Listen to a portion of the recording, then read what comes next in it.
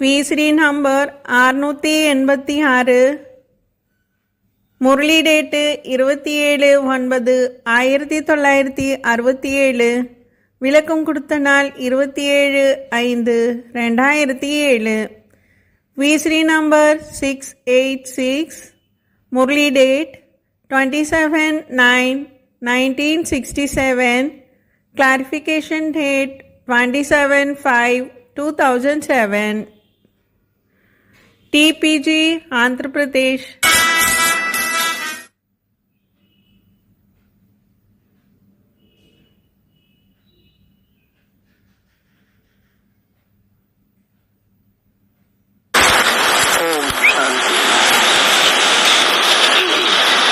वाणी चल रही थी 27/9/1967. 4 पेज के मध्यार्ध में बात चल रही थी।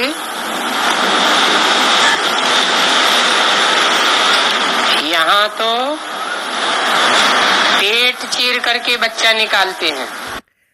பாபா சொல்றாங்க, போன்ற முடிவடைஞ்ச முரளி எந்த டாபிக்ல முடிவடைஞ்சதுன்னா, இந்த உலகத்தில் தாயினுடைய கர்ப்பத்தில் இருக்கக்கூடிய குழந்தையை எடுப்பதற்காக வயிற்றை கிழித்து தான் குழந்தைய வெளியில எடுக்கிறாங்க.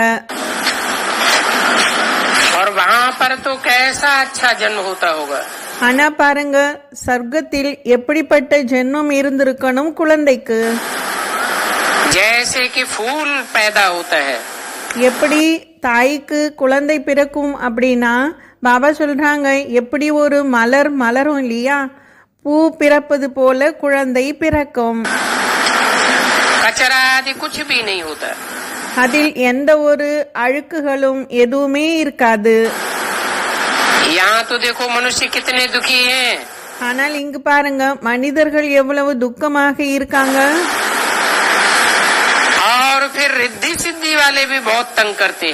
மேலும் இந்த மந்திர ஜாலம் செய்யக்கூடியவர்கள் கூட ரொம்ப நமக்கு தொல்லையை ஏற்படுத்துறாங்க.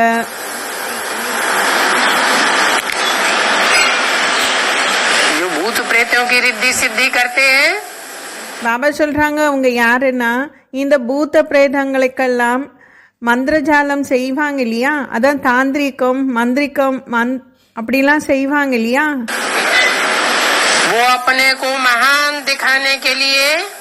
அவர்கள் தன்னைத்தானே மகானாக காட்டிக்கொள்வதற்காக ரொம்ப தலைகீழான காரியத்தை எல்லாம் செய்வாங்க.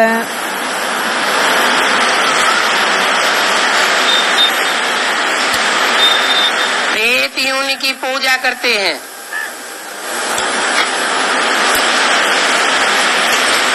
देवियों को भी नहीं जानते. பாபா சொல்றாங்க, இந்த பேய் பிசாசுகள் இருக்கு இல்லையா, அதுக்கெல்லாம் பூஜை செய்வாங்க. தேவர்களினுடைய உயிரினங்களை பற்றி அவர்களுக்கு தெரியாது. भगवान को जानने की तो बात ही बहुत दूर. தேவர்களையே பற்றி அவர்களுக்கு தெரியல அப்படின்னா, அப்போ பகவானை பற்றி தெரிந்து கொள்ளக்கூடிய விஷயம் அவங்களிடம் இருந்து ரொம்ப தூரத்துல இருக்கு. रिद्धि सिद्धि वाले जो होंगे, இந்த மாயமந்திரம் செய்பவர்கள் எல்லாம் कोई को कहेंगे तुम तो बहुत सुंदर हो, बस அவங்கள்ட்ட போய் நீங்க சொன்னீங்கன்னா, நீங்க ரொம்ப அழகாக இருக்கீங்க அப்படின்னு சொல்லிட்டீங்கன்னா அவ்வளவுதான். उनके ऊपर उनकी नजर लग जाएगी और एकदम काले हो जाएंगे.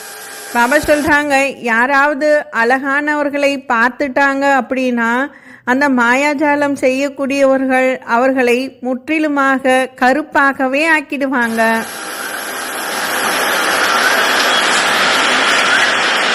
ऐसे ऐसे टांट बहुत कसते हैं और उल्टा काम कर देते हैं.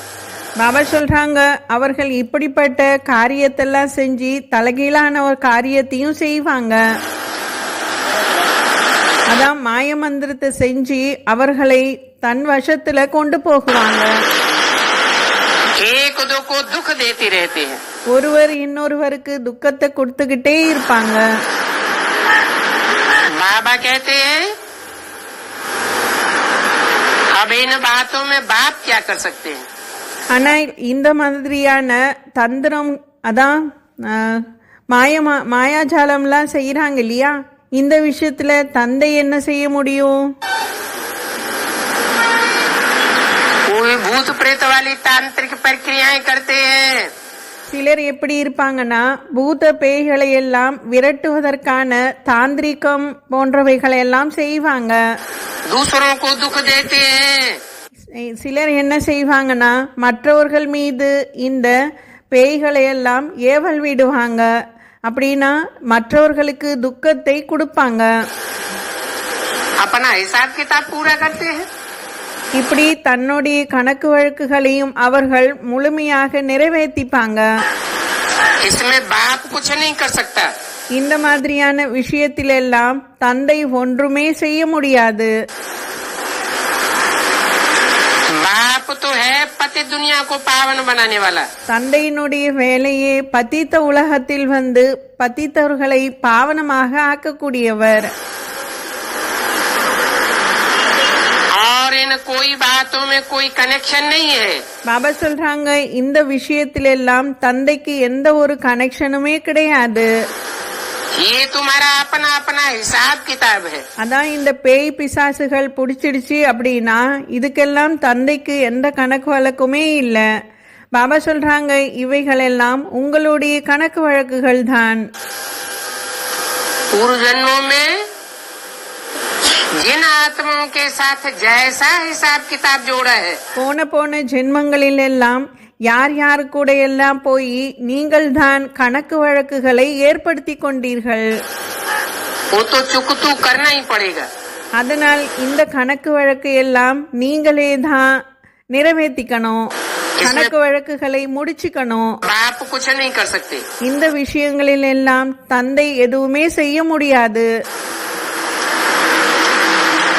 बाप तो सीधी बात बताते हैं। தந்தை என்னவோ நேரான வழியை காட்டுகிறார். तुम मुझे सर्वशक्तिवान पतित पावन कहते हो ना। ஏனென்றால் நீங்களே சொல்றீங்க இல்லையா, என்னை பतित பாவன் சர்வசக்திவான் என்று அழைக்கிறீங்க. इसीलिए तो कहते हो कि ये काम दुनिया में कोई नहीं कर सका।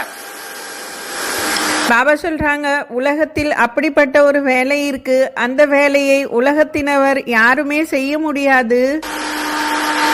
एक बाप ही है அந்த ஒரு வேலையை தந்தை மட்டும்தான் जो सारी पति दुनिया को आकर के पावन बनाते हैं। முழு உலகமே பतितமாக இருக்கக்கூடிய இந்த உலகத்தை பாவனமாக ஆக்குகிறார்.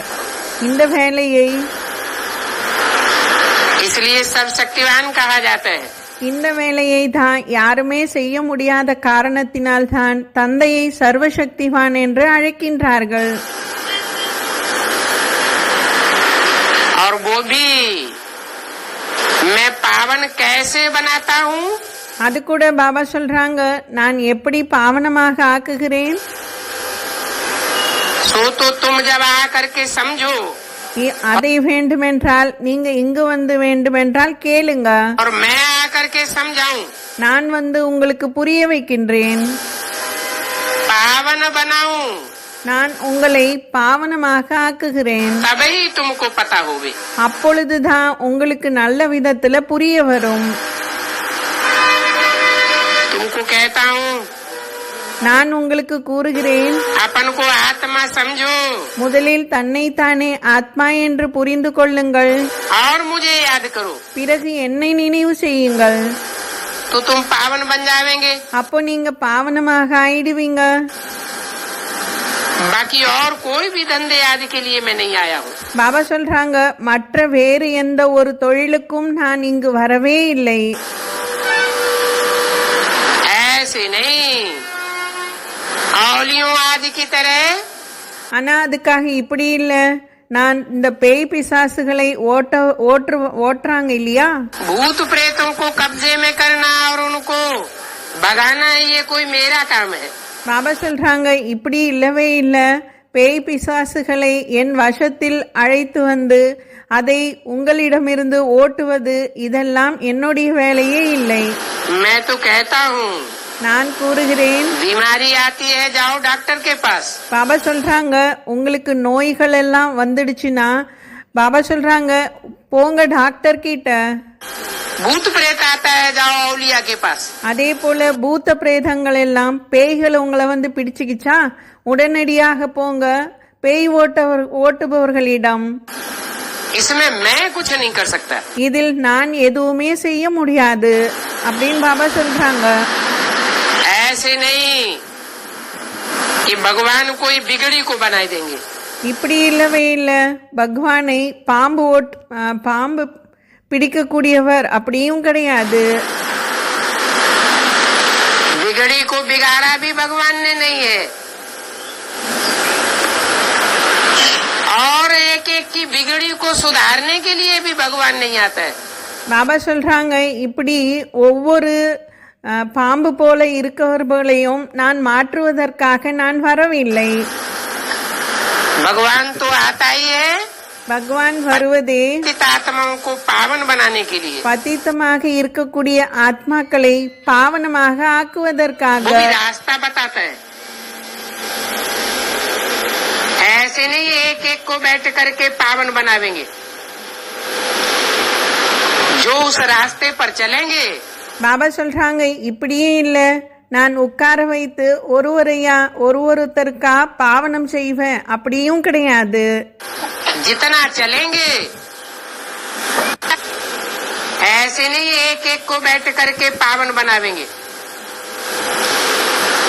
जो उस रास्ते पर चलेंगे. ஆனால் தந்தையினுடைய வழிப்படி யாரெல்லாம் நடப்பார்களோ, जितना चलेंगे எந்த அளவுக்கு தந்தையினுடைய வழிப்படி நடப்பீர்களோ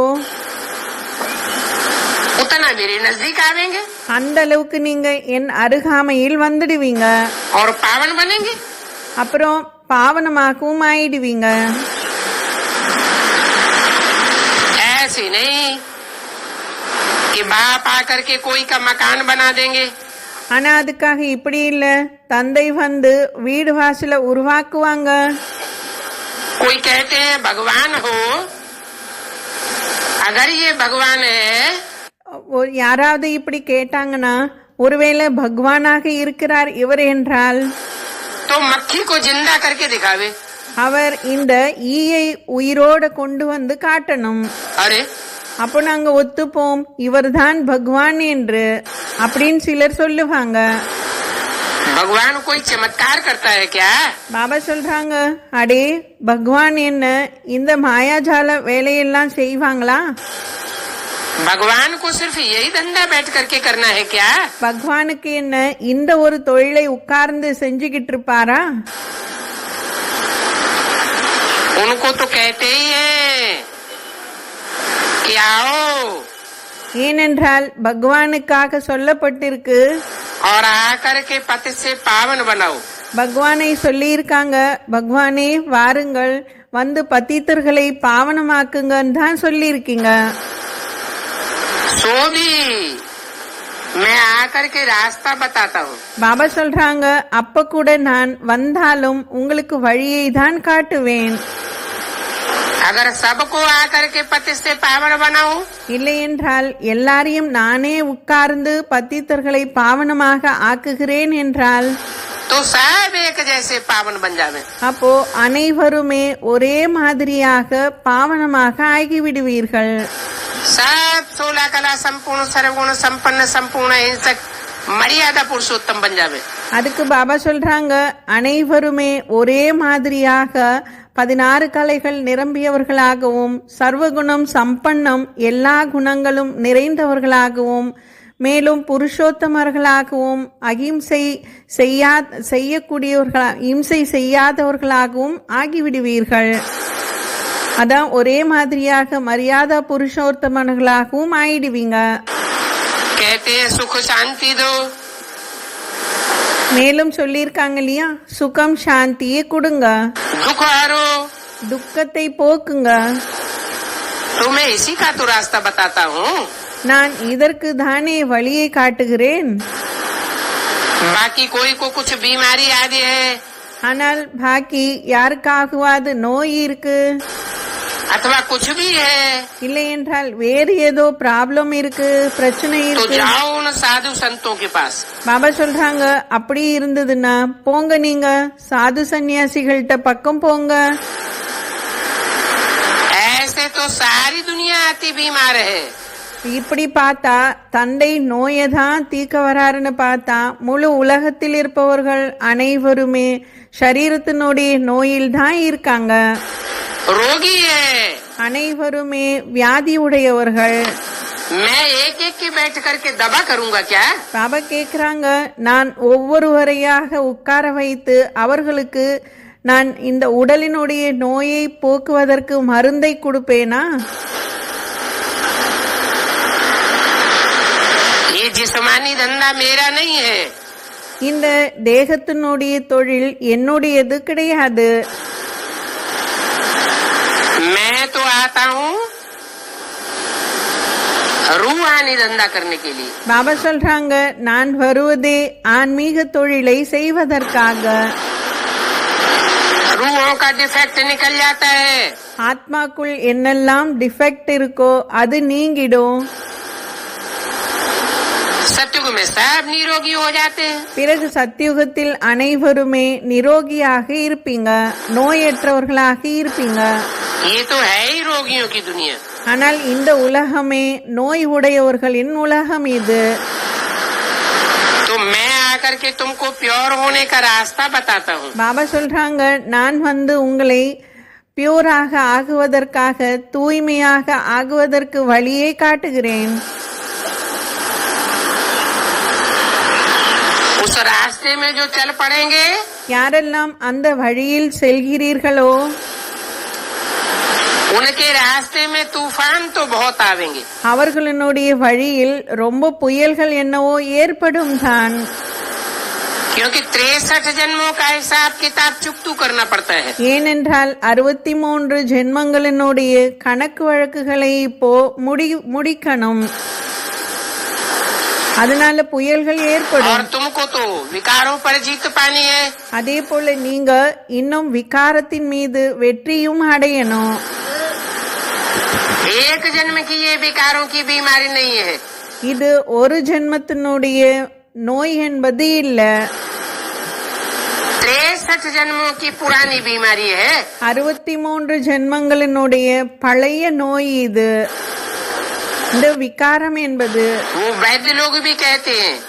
பாபா சொல்றாங்க, அந்த வைத்தியர்கள் கூட சொல்றாங்க, உலகத்தில் இருக்கக்கூடிய வைத்தியர்கள், पुरानी बीमारी को ठीक करने में टाइम ज्यादा लगेगा। பழைய நோயை ரொம்ப பழமைய நீண்ட கால நோய் எது இருக்கோ அதை தீர்க்கணும் அப்படின்னா ரொம்ப டைம் எடுக்கும் அப்படின்னு உலகத்தில் இருக்கக்கூடிய டாக்டர்ஸ்கள் கூட சொல்றாங்க தான். ये भी विकारों की अनेक जन्मों की पुरानी बीमारी है। பாபா சொல்றாங்க, உங்களிடம் இருக்கக்கூடிய இந்த விகாரத்தினுடைய நோய் கூட மிக நீண்ட காலமாக, அதுதான் 63 ஜென்மங்களாக இது வந்து கொண்டே இருக்கு. इसमें घबराने की बात नहीं है। அதுக்காக இதன் மீது நீங்க பயப்படுறதுக்கான அவசியம் இல்ல.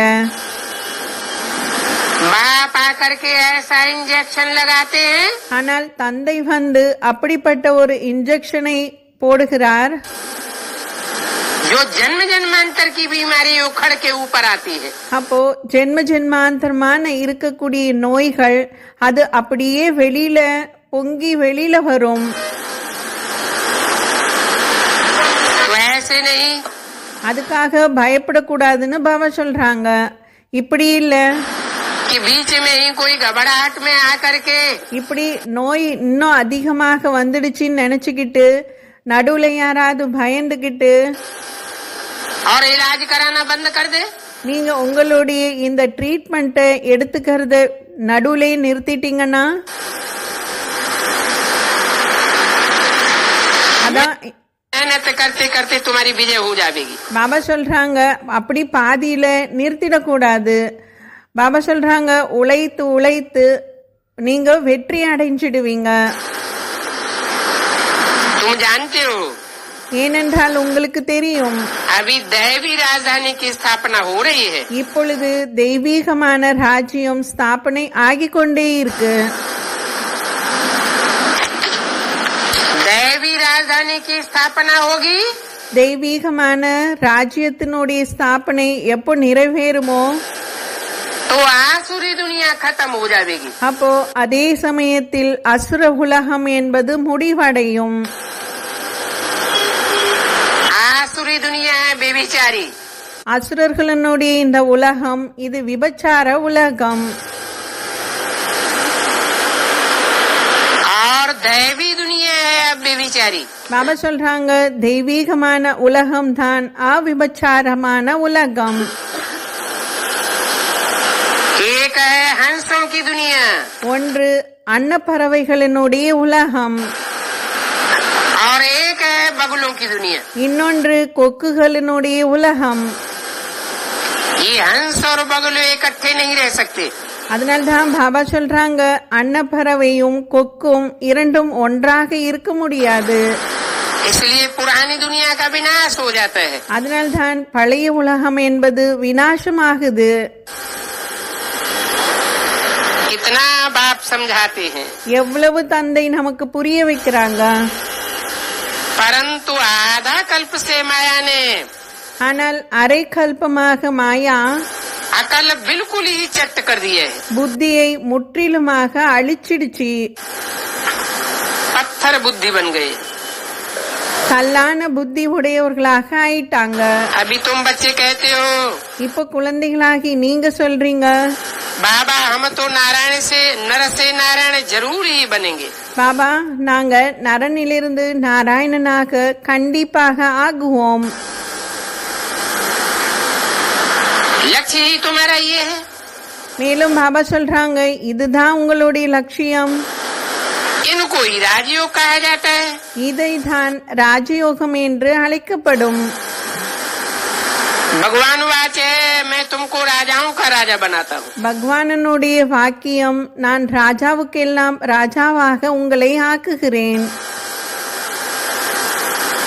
ये है पुरुषोत्तम संगम युग। இது புருஷோத்தம சங்கமயுகம். पुरुषों में उत्तम से उत्तम ये नारायण है।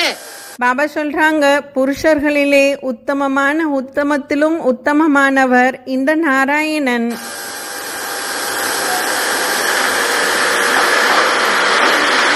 और फिर नंबरवार दुनिया को उत्तम बनना है। மேலும் நம்பர் வாராக உலகத்தில் இருப்பவர்களை உத்தம உடையவர்களாக ஆக்கணும். चाहते हैं मुक्ति धाम जावे, விரும்புறாங்க தான் நாம் முக்தி தாமத்திற்கு செல்லணும் என்று. परंतु आत्मा जब तक प्योर न बने ஆனால் ஆத்மாவானது எப்ப வரைக்கும் பியூராக ஆகவே இல்லையோ तब तक मुक्ति धाम नहीं जा सकती। அப்ப வரைக்கும் முக்தி தாமத்திற்கு போகவே முடியாது.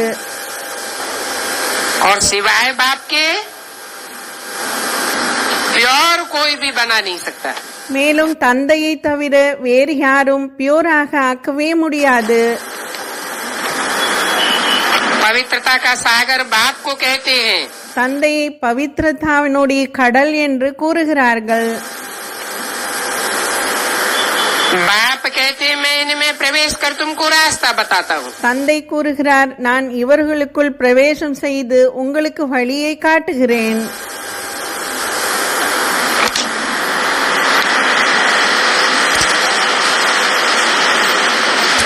एक में प्रवेश नहीं करता हूँ, ஒருவருக்குள் நான் பிரவேசம் செய்யல, दो आत्माएं विशेष निमित्त हैं। இரண்டு ஆத்மாக்கள் விசேஷமாக நிமித்தமாக இருக்காங்க. ये षष्ठी रूपी रंगमंच के हीरो हीरोइन हैं। பாபா சொல்றாங்க, இவர்கள்தான் சிருஷ்டி ரூப நாடக மேடைக்கு ஹீரோ ஹீரோயின்ஸ். राम और कृष्ण। ராமர் மற்றும் கிருஷ்ணன். इनमें प्रवेश करके அதனால்தான் இங்க இவர்களுக்குள் அப்படின்னு சொன்னாங்க. இவர்களுக்குள் பிரவேசம் செய்து मैं तुमको रास्ता बताता हूँ। நான் உங்களுக்கு வழியை காட்டுகிறேன். अभी मैं जो रास्ता बताता हूँ उस पर ही तुमको चलना है। பாபா சொல்றாங்க, இப்ப நான் என்ன வழியை காட்டுகிறேனோ அந்த வழியின் மீது நீங்க நடக்கணும்.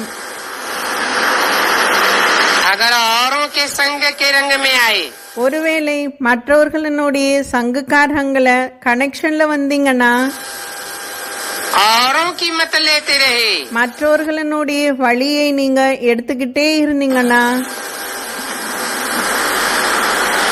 तो श्रीमत की बरखिलाफी हो जाएगी। அப்போ இது ஸ்ரீமத்திற்கு விரோதமாக ஆயிடும்.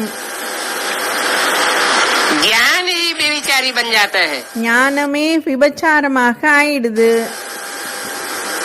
तुमको तो सिर्फ श्रीमत देते हैं कि आत्माभिमानी बनो। பாபா சொல்றாங்க, உங்களுக்காக நான் வெறும் ஸ்ரீமத்தை மட்டும் கொடுக்கின்றேன், ஆத்மா அபிமானியாக ஆகுங்க. बस அவ்வளவுதான். और बातों से मैं क्या करूं? மற்ற விஷயத்தில் நான் என்ன செய்யணும்?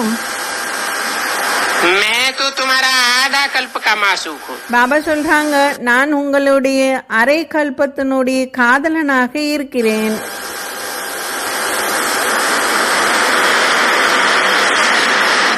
वो है पारलौकिक बाप, அவர் என்னவோ பரலோகிக்க தந்தையாக இருக்கிறார்.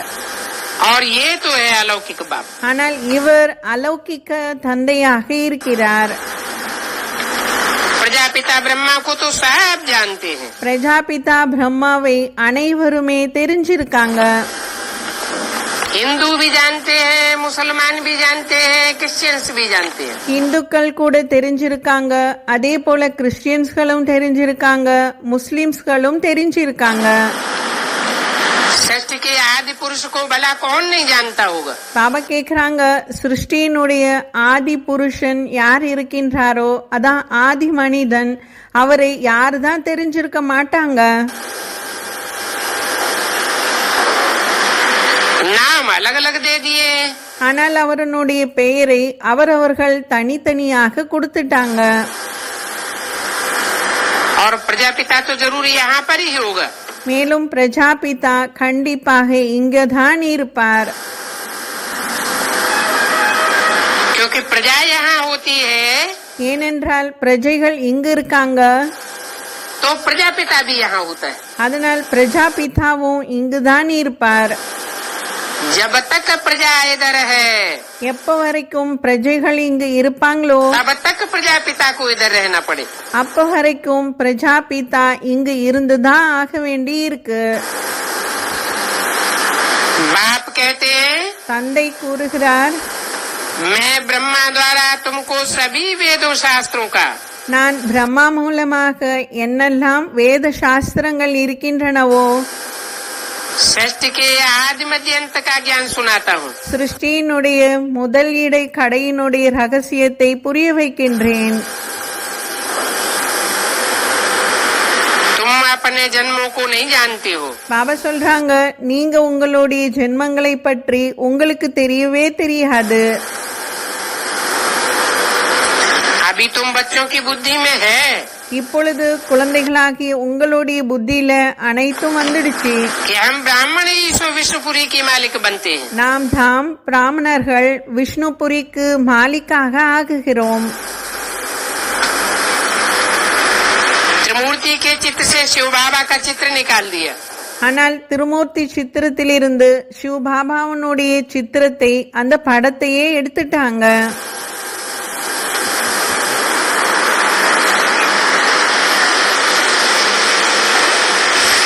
निकाल दिया है क्या? பாபா கேக்குறாங்க, அப்படி நீக்கிட்டாங்களா என்ன? त्रिमूर्ति के चित्र में शिव ज्योति बिंदु का चित्र है, वो भी रखा हुआ है। பாபா சொல்றாங்க, திருமூர்த்தி படத்தில் சித்திரத்தில் சிவன் ஜோதி பிந்து அவருடைய சித்திரத்தையும் வச்சிருக்காங்க. और जिसे शिव बाबा कहते हैं, யாரை சிவபாபா என்று கூறுகிறார்களோ वो साकार निराकार का मेल भक्ति मार्ग का चित्र शंकर का भी दिखाया हुआ है। அதே அவர்தான் சாக்காரத்தினுடைய நிராகாரரான ஸ்டேஜில் இருக்கக்கூடியவர்.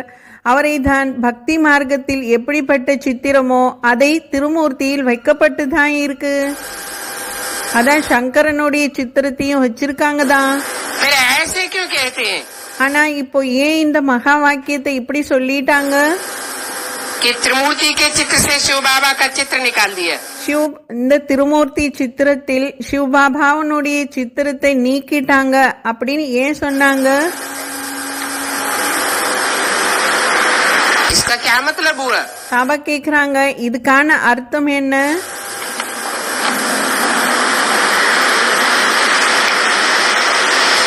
ब्रह्मा का चित्र रखा हुआ है, இந்த திருமூர்த்தி சித்திரத்தில் பிரம்மாவனுடைய படத்தையும் வச்சிருக்காங்க. ब्रह्मा सो तो विष्णु बन जाते हैं, பிரம்மாவே தான் விஷ்ணுவாக மாறிவிடுகிறார். वो तो एक ही बात हो गई, निकालने करने की बात ही नहीं. பாபா சொல்றாங்க, இது இரண்டுமே ஒருவராக ஆயிட்டாங்க. அதனால் இவர்களை எடுக்கிறதோ அல்லது வைக்கிறதுனுடைய விஷயமே இல்ல. जो ब्रह्मा बनते हैं யார் பிரம்மாவாக ஆகிறாரோ वो नंबरवार विष्णु बनते हैं. அவர்கள் நம்பர்வாராக விஷ்ணுவாக ஆகிறார்கள். बाकी शंकर का ओरिजिनल चित्र क्यों नहीं दिखाया? ஆனால் பாக்கி சங்கரனுடைய ஒரிஜினலான சித்திரம் எது இருக்கோ அதையே காட்டல.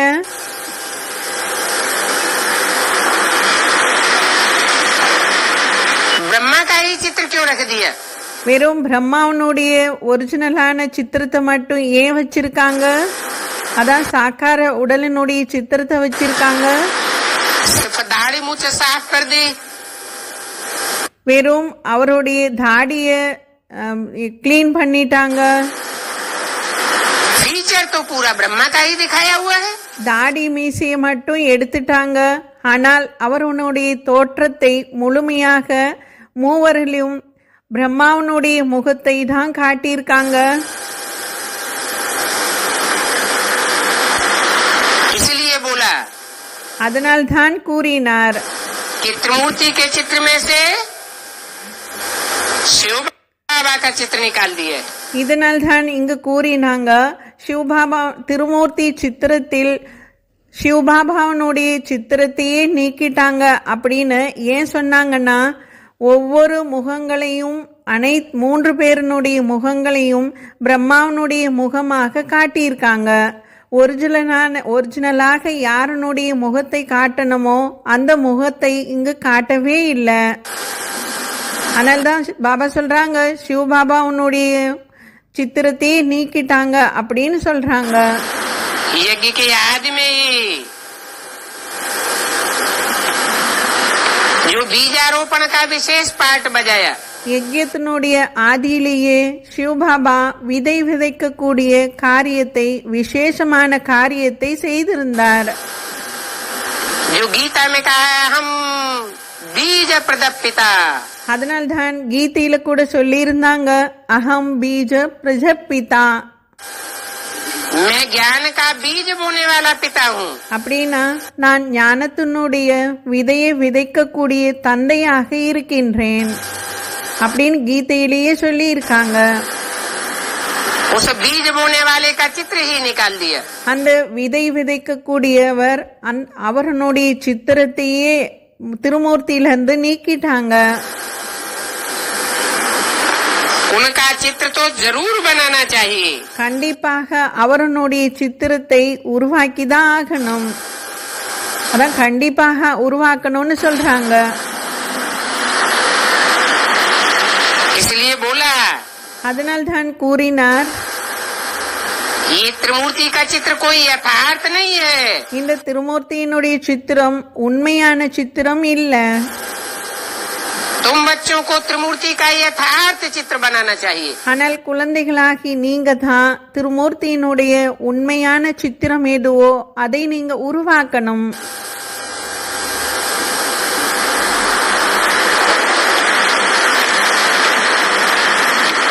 ब्रह्मा का तो एक्यूरेट बना दिया. பிரம்மாவனுடைய சித்திரத்தை அக்யூரேட்டா வச்சுட்டாங்க.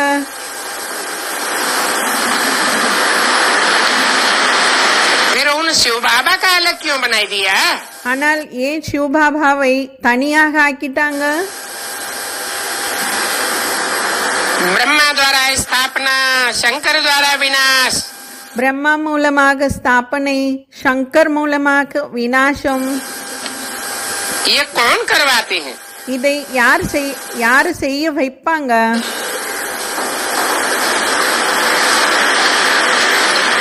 इसका बीजारोपण किसने किया?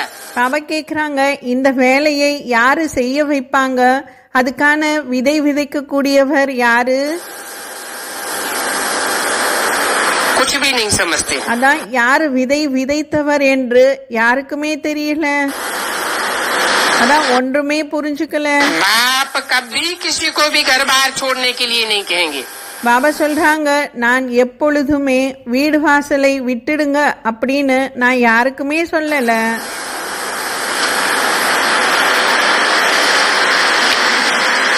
ये तो पहले भट्टी बननी ही थी। இவர் என்னவோ முதலில் பட்டி பண்ணி இருந்தாங்க.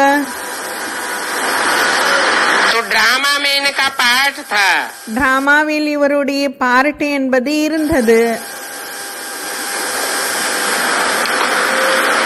सबको कशिश हुई और चले आए। அனைவருக்குமே ஆகர்ஷணம் என்பது ஏற்பட்டது. அதனால் அவர்கள் அனைவருமே ஈர்க்கப்பட்டு வந்து சேர்ந்தார்கள். जैसे ईंटों की भट्टी बनती है, எப்படி ஒரு செங்கலினுடைய சூளையை உருவாக்குறாங்க இல்லையா, அதான் செங்கல் சூளையை எரிய வைக்கிறாங்க இல்லையா. तो कोई आत्माएं तो बहुत अच्छी बन गई। பாபா சொல்றாங்க, இந்த செங்கல் சூளையில் செங்கலை வைத்து அதை நெருப்பு மூட்டி அதை வேக வைப்பாங்க. அதுதான் இங்க பாபா பட்டின்னு சொல்றாங்க. பட்டியில் வந்திருக்கக்கூடிய ஆத்மாவுக்குள் சிலர் நல்ல விதமாக வெந்து வெளியில் வருகிறார்கள். அப்படின்னா நல்ல ஞான யோகத்தை கேட்டு வெளியில வருவாங்க. और कोई कोई बग्गर निकल पड़ी। சில பேர் அரைகுறையாக வெளியில வந்துடுவாங்க. ऐसे यहाँ भी होता है। இப்படி செங்கல்ல கூட இப்படிதான் நடக்கும். செங்கல் சூளையிலும் சில செங்கல்கள் உடைந்து வெளியில வரும், சிலது முழுமையாக நன்றாக வெந்து வெளியில வரும். அது போலதான் இங்கு பட்டியில கூட இப்படி நடக்கும் அப்படின்னு சொல்றாங்க. आज में भी ये भट्टी चली थी। பாபா சொல்றாங்க, ஆதியில் கூட பட்டி என்பது நடந்திருந்ததுதான். पहले तो इतना ज्ञान नहीं था। ஆனால் முதலில் இவ்வளவு ஞானம் என்பது இல்ல.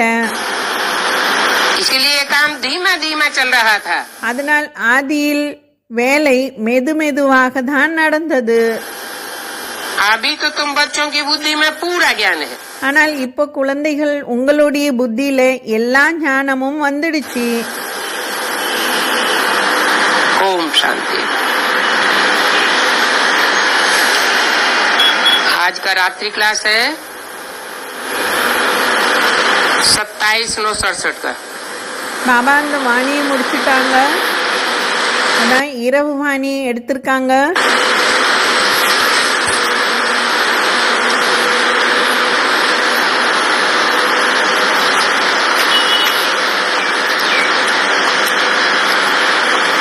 क्लास में प्रेम बहन अनुभव सुनाई रही थी कि भल बाप दादा कहते हैं कि आशीर्वाद व कृपा नहीं मांगनी है।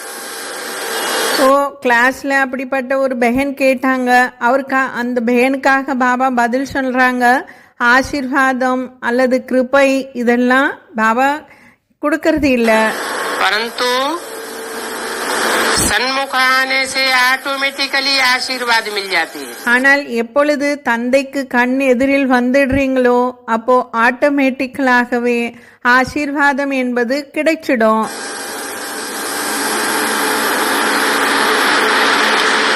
जैसे भक्ति मार्ग में भी कहते हैं, எப்படி பக்தி மார்க்கத்துல கூட சொல்றாங்க இல்லையா, सनमुख होय जीव मोय जबहि जन्म कोटि अघनाश ही तबहि। பாபா இந்த பழமொழியை சொல்றாங்க. பக்தி மார்க்கத்தில் பாடிய பாடல பாடுறாங்க. भगवान के सन्मुख आने मात्र से ही எப்படின்னா பக்தியில சொல்லி இருக்காங்க, பகவானுக்கு முன்னாடி வந்த உடனேயே आत्माओं के अनेक जन्मों के पाप भस्म हो जाते हैं। ஆத்மாவில் இருக்கக்கூடிய அநேக ஜென்மத்தினுடைய பாவங்கள் எல்லாம் பஸ்மமாயிடும் அப்படிங்கறதுக்காக தான் இந்த ஸ்லோகனை பாபா பாடினாங்க. अब है तो ये भक्ति मार्ग की बात। ஆனால் இந்த பாடலே பக்தி மார்க்கத்தினுடைய விஷயம். बिना पुरुषार्थ के कैसे भस्म हो जाएंगे? பாபா கேக்குறாங்க, புருஷார்த்தமே இல்லாமல் எப்படி பாவங்கள் பஸ்மமாகும்? हाँ, इतना कह सकते हैं ஆனால் இது கூறலாம், कि पूर्व जन्मों में ऐसे कोई सुकृत किए हैं ஒருவேளை போன ஜென்மங்களில் ஏதாவது சுக்கமான காரியங்கள் செஞ்சிருக்கலாம். कि हम आत्माएं नंबरवार बाप के सन्मुख आती हैं அதன் காரணத்தினால் நம்பர்வாராக நாம் குழந்தைகள் தந்தைக்கு கண் எதிரில் வருகின்றோம். और दूसरे नहीं आ पाते। ஆனால் இதனுடைய காரணத்தினால்தான் மற்றவர்கள் வர முடியாமல் போகிறது. அதான் சுகமான காரியம் செஞ்சிருந்தா கண்டிப்பாக பகவானுக்கு முன்னாடி வந்திருக்கணும். तो बाप दादा ने बोला, அதனால் பாப்தாதா சொல்றாங்க, क्या बाप आशीर्वाद करते हैं? என்ன தந்தை வந்து ஆசீர்வாதம் செய்வாரா? बाप कहते हैं मैं टीचर हूँ। தந்தை கூறுகிறார், நான் இப்போ டீச்சராக இருக்கிறேன், मैं तो पढ़ाता रहता हूँ। நான் இப்பொழுது உங்களுக்கு படிப்பை படிக்க வச்சுக்கிட்டே இருக்கேன். ऐसे आशीर्वाद करूँ तो सबके ऊपर आशीर्वाद हो जाए। ஆனால் இப்போ ஒருத்தருக்கு நான் ஆசீர்வாதம் அப்படி இல்ல, இப்போ ஆசீர்வாதம் செஞ்சா எல்லாருக்குமே செய்யணும். जो पढ़ेंगे ஆனால் யாரெல்லாம் படிப்பீங்களோ वो अच्छा पद पावेंगे। அவர்கள்தான் நல்ல பதவியை அடைவார்கள். बाकी मैं अगर आशीर्वाद करता रहूं तो सब आगे चले जाएंगे। பாபா சொல்றாங்க, ஒருவேளை நான் ஆசீர்வாதத்தை எல்லாருக்கும் செஞ்சிட்டே இருக்கேன்னா எல்லாருமே முன்னாடி வந்துடுவீங்க. तो आशीर्वाद मांगने करने से कुछ होता नहीं है। அதனால்தான் ஆசீர்வாதத்தை கேட்பது இதிலெல்லாம் ஒன்றுமே நடக்காது. ये तो पुरुषार्थ की बात है। இது புருஷார்த்தத்தினுடைய விஷயம். आशीर्वाद करना ये अक्षर रंग है। ஆசீர்வாதம் செய்யணும் அப்படின்னாலே இந்த அக்ஷரமே தவறானது. क्योंकि आशीर्वाद से कुछ होता नहीं है। ஏனென்றால் ஆசீர்வாதத்தின் மூலமாக எதுவுமே நடக்காது. वो साधु सन्यासी आशीर्वाद दे देते हैं, ஆனால் அந்த சாது சன்னியாசிகள் எல்லாம் ஆசீர்வாதத்தை கொடுக்கறாங்க.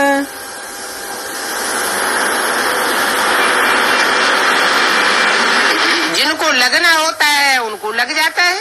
யாருக்கு இந்த ஆசீர்வாதம் யாருக்கு அது சக்சஸ் ஆகுதோ அவங்களுக்கு ஆயிடுது.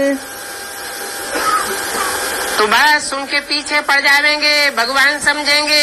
அப்போ யாருக்கெல்லாம் சக்சஸ் ஆயிடுதோ அவங்க அவ்வளவுதான், எந்த குரு அவங்கள ஆசீர்வாதம் செஞ்சாங்களோ அவங்க பின்னாடியே ஓடுவாங்க. अगर नहीं हुआ அப்படி அவங்கள பகவானே நினைச்சுப்பாங்கன்னு பாபா சொல்றாங்க. ஒருவேளை அந்த குரு ஆசீர்வாதம் செய்து எதுவுமே நடக்கலன்னா तो कहेंगे भगवान की भाभी। அப்ப என்ன சொல்லுவாங்க, இது பகவான் டிராமால இப்படி எழுதிட்டாரு அப்படின்னு சொல்லிடுவாங்க. कहते हैं चिरंजीवी भव। சொல்லுவாங்க சிரஞ்சீவி பவ அப்படின்னு ஆசீர்வாதம் செய்வாங்க. लंबे समय तक जियो। அப்படின்னா அந்த குருக்கள் இப்படி சொல்லி சிரஞ்சீவி பவனா நீண்ட காலம் நீங்க உயிரோடு வாழணும் அப்படின்னு ஆசீர்வாதம் செய்வாங்க. पुत्रवान भव। அதே போல புத்திரவான் பவ அப்படின்னும் ஆசீர்வாதம் செய்வாங்க. धनवान भव। தன்வான் பவ அப்படியும் செய்வாங்க. अब उनके कहने से कोई मिलता है क्या? பாபா கேக்குறாங்க, இப்படி அவங்க சொல்லிட்டா அதன் மூலமாக உங்களுக்கு கிடைச்சிடுதா? पूर्व जन्म में ऐसी करनी की होगी तो मिलता है। नहीं तो नहीं मिलता है। பாபா சொல்றாங்க, பூர்வ ஜென்மத்தில் நீங்க அப்படிப்பட்ட செயல் செஞ்சிருந்தீங்க அப்படின்னா அவர்களுக்கு அப்படிப்பட்ட ரிட்டர்ன் என்பது இந்த ஜென்மத்தில் கிடைக்கும். ஒருவேளை பூர்வ ஜென்மத்தில் ஒண்ணுமே செய்யல அப்படின்னா இந்த ஜென்மத்தில் ஒண்ணுமே கிடைக்காது. बाप कहते हैं भक्ति मार्ग में जो कुछ तुम मांगते हो, தந்தை கூறுகிறார், பக்தி மார்க்கத்தில் நீங்க என்னெல்லாம் கேட்டீர்களோ वो मैं नहीं देता हूँ, அதை நான் கொடுப்பது கிடையாது. वो तो ऑटोमेटिक तुम्हारे पूर्व जन्मों के कर्मों के अनुसार तुम्हें मिलता है। பாபா சொல்றாங்க, ஆட்டோமேட்டிக்கலாகவே உங்களுடைய கர்மத்தினுடைய செயல்களினுடைய அனுசாரமாக அது ரிட்டனாக உங்களுக்கு கிடைச்சுக்கிட்டே வருது. मैं तो ड्रामा अनुसार अपनी फर्ज अदाई समझ करके आता हूँ। ஆனால் நான் டிராமாவினுடைய அனுசாரமாக என்னுடைய கடமை என்று புரிந்து கொண்டு நான் வருகிறேன். बाप के पास जो भी वर्षा है தந்தையிடம் என்னெல்லாம் ஆஸ்தி இருக்கின்றனவோ वो बच्चों को देने के लिए बांधा हुआ हूँ। அதை நான் கொடுப்பதற்காக நான் கட்டுப்பட்டு இருக்கின்றேன். அதான் குழந்தைகளுக்கு கொடுக்கறதுக்கு நான் கட்டுப்பட்டு இருக்கேன். वो वर्षा देता हूँ அப்படிப்பட்ட ஆஸ்தியையும் நான் கொடுக்கின்றேன். अर्थात पढ़ाता हूँ। அப்படின்னா நான் படிப்பை படிக்க வைக்கின்றேன். मेरी बताई हुई श्रीमत पर चले ஆனால் யார் நான் கூறிய வழிப்படி ஸ்ரீமத் படி நடப்பார்களோ तो अपने ऊपर आप ही आशीर्वाद कर सकते हैं। அவர்கள் தனக்கு மீதே தனக்குத்தானே ஆசீர்வாதத்தை செய்து கொள்ளலாம். இந்த விசிடி நம்பர் இப்பொழுது 666 விசிடி நம்பர். இது 30 நிமிஷம் முடிஞ்சிருக்கு. VCD number 686 30 seconds completed. Om சாந்தி.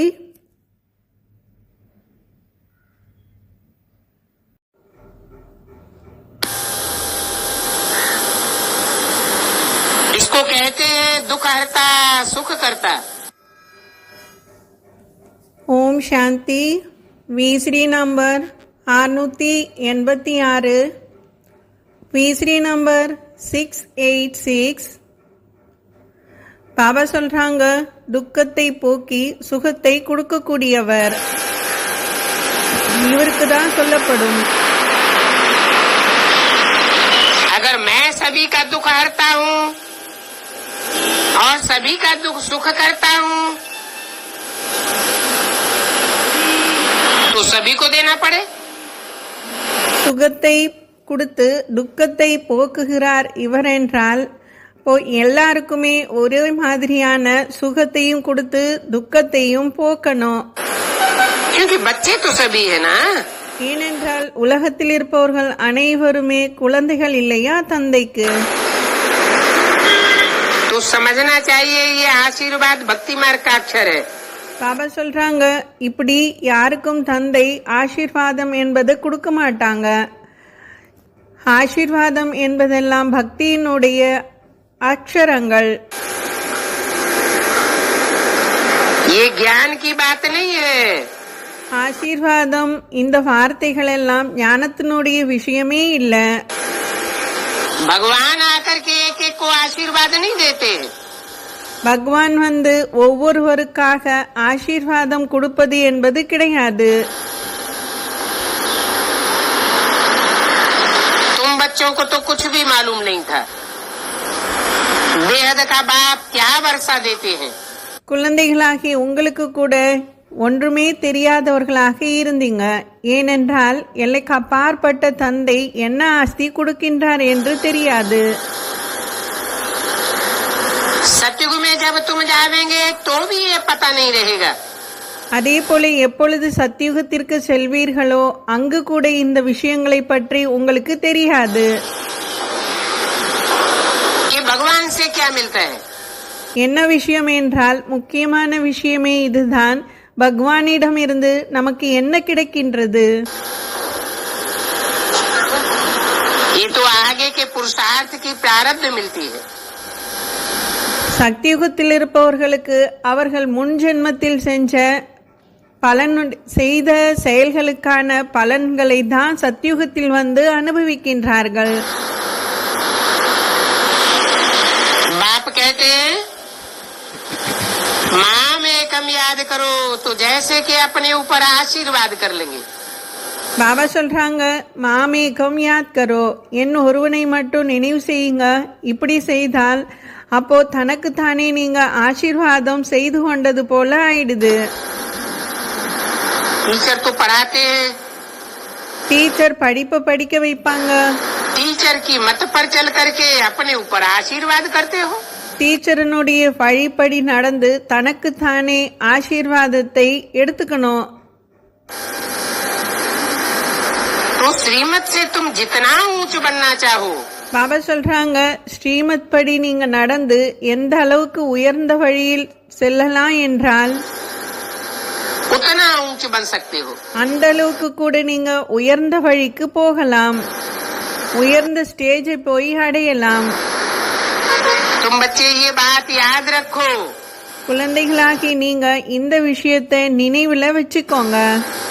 कि हम बाबा के हैं, நாம் தந்தைக்கு உடையவர்களாக ஆகி இருக்கோம். बाबा की ही मत पर चलेंगे. அதனால் தந்தையினுடைய வழிப்படிதான் நாம் நடப்போம். और हम कोई के नहीं हैं. வேறு யாருக்கும் உடையவர்களாக நாம இல்லவே இல்லை. तुम बच्चों को चित्रों पर बहुत सेवा करनी है. குழந்தைகளாகி நீங்க இந்த சித்திரத்தின் மீது நீங்க நிறைய சேவை செய்யலாம். क्योंकि तुम स्वर्ग की बादशाही पाए रहे हो. ஏனென்றால் இப்போ நீங்க சொர்க்கத்தினுடைய ஆஸ்தியை அடைந்து கொண்டே இருக்கிறீர்கள். दुनिया वाले अगर समझे हम नरकवासी हैं, உலகத்தினர் இப்படி தெரிஞ்சுக்கிட்டாங்கன்னா, நாம் நரகவாசிகள் என்று அவங்க நினைச்சாங்கன்னா, तो उनको अपने ऊपर नफरत हो जाए.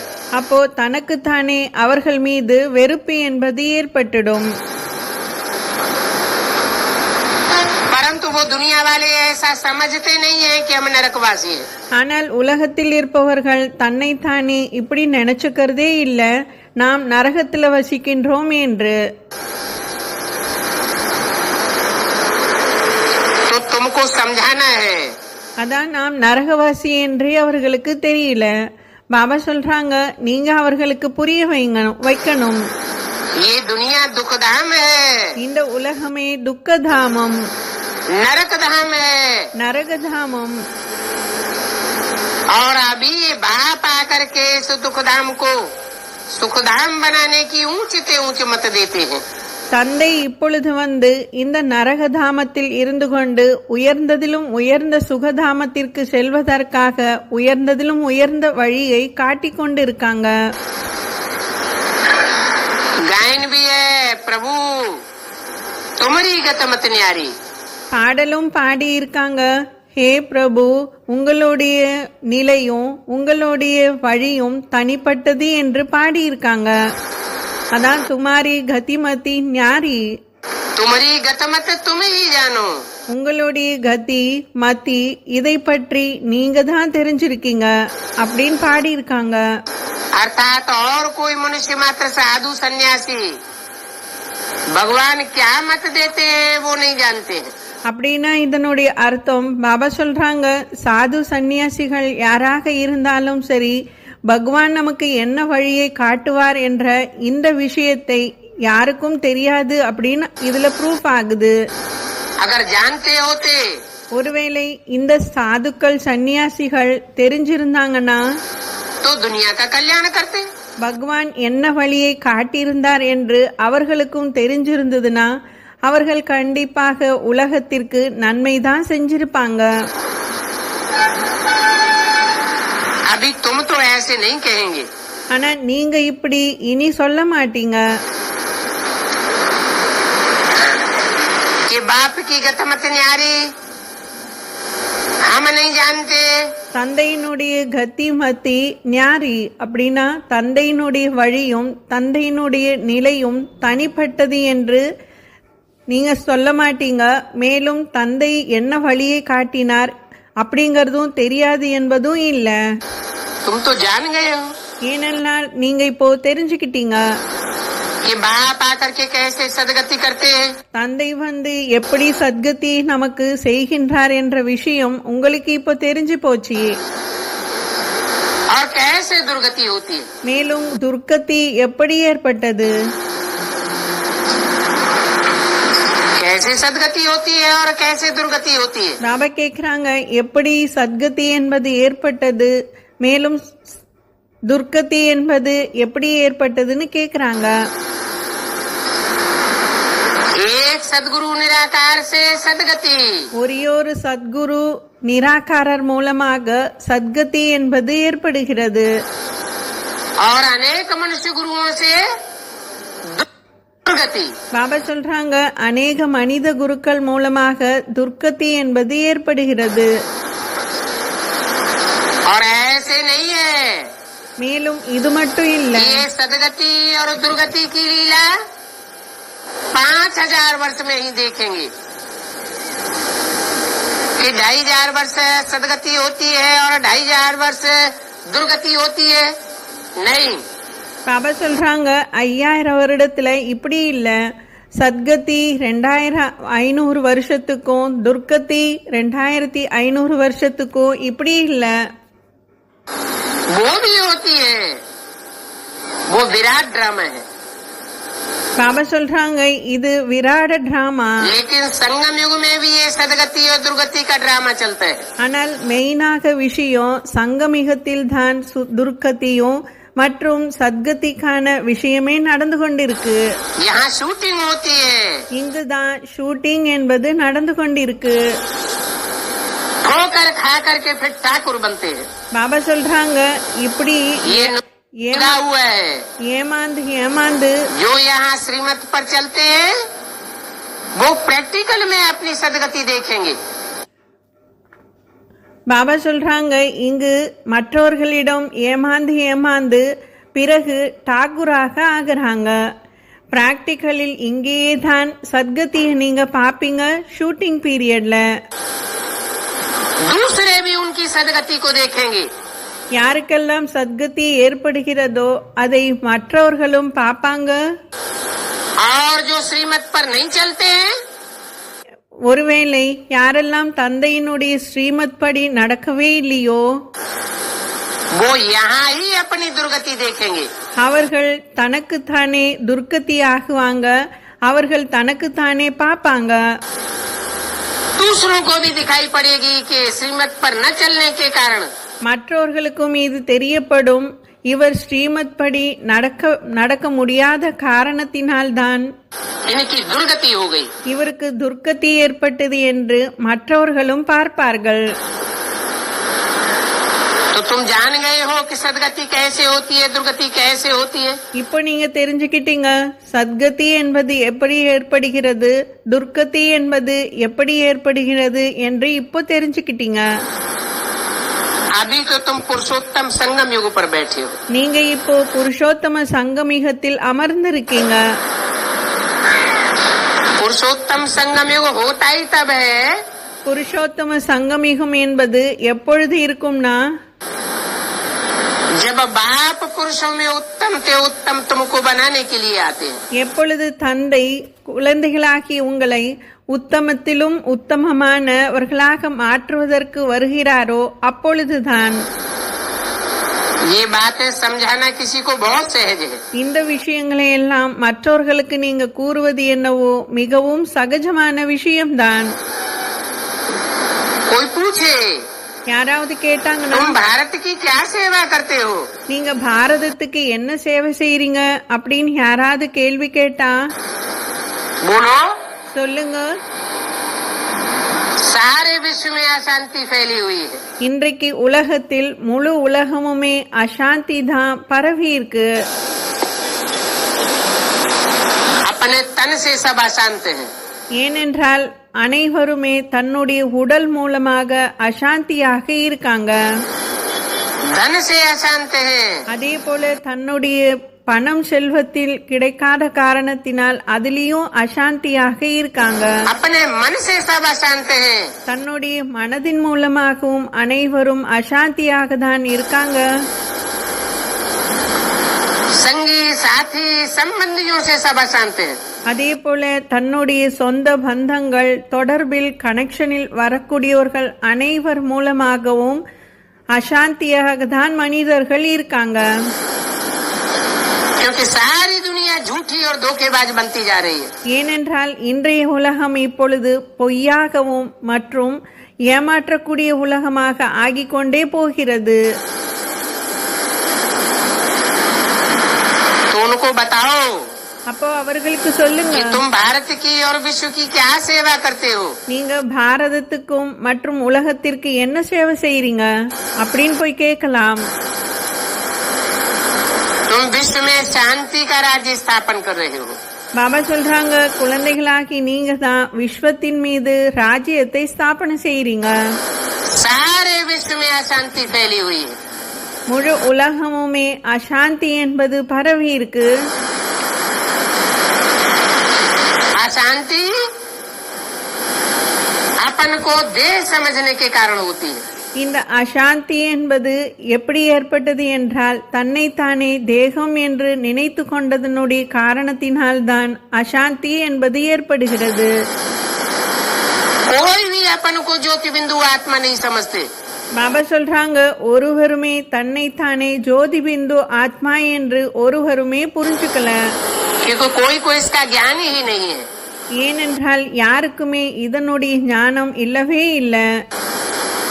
जानते ही नहीं है कि आत्मा शांत स्वरूप है। தெரிஞ்சுக்கவே இல்லை ஆத்மாவானது சாந்த சொரூபமானது என்று. कल पहले भी तुमने शांति स्थापन की थी। பாபா சொல்றாங்க, நீங்க தான் விஸ்வத்தில் சாந்தியை ஸ்தாபனை செய்றீங்க. கல்பத்திற்கு முன்னாடி எப்படி விஸ்வத்தில் சாந்தியை ஸ்தாபனை செய்தீங்களோ அதே போல तुम बच्चों को खुशी में रहना चाहिए। குழந்தைகளாகி நீங்க குஷியில இருக்கணும். परंतु माया का प्रभाव ऐसा है जो तुम बच्चे ही भूल जाते हो। ஆனால் மாயாவினுடைய பிரபாவம் அப்படி இருக்கு, குழந்தைகளாகி நீங்க கூட மறந்து போயிடுறீங்க நான் ஆத்மா ஜோதி பிந்து என்று. बाबा ने समझाया, தந்தை புரிய வைக்கிறாங்க, एक दिन ढिंडोरा पीटेंगे। ஒரு நாள் உலகம் முழுவதும் முரசு என்பது கொட்டும். ये इस प्रकार विश्व में शांति का राज्य स्थापन हो रहा है। இவர்கள்தான் இந்த விதமாக விஸ்வத்தின் மீது சாந்தியை ஸ்தாபனை செய்து கொண்டிருக்காங்க அப்படின்னு உலகமே தெரிஞ்சுக்கும்.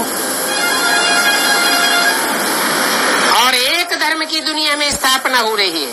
மேலும் ஒரு தர்மத்தினுடைய ஸ்தாபனை என்பது முழு உலகத்திலும் ஏற்படும். அதான் ஒரே தர்மம் தான் இருக்கும். सब जान जावेंगे அனைவருமே தெரிந்து கொள்வாங்க, कि बाप को याद करने से राजा रानी बनेंगे। தந்தையை நினைவு செய்தால்தான் நாம் ராஜா ராணியாக ஆக முடியும் என்று.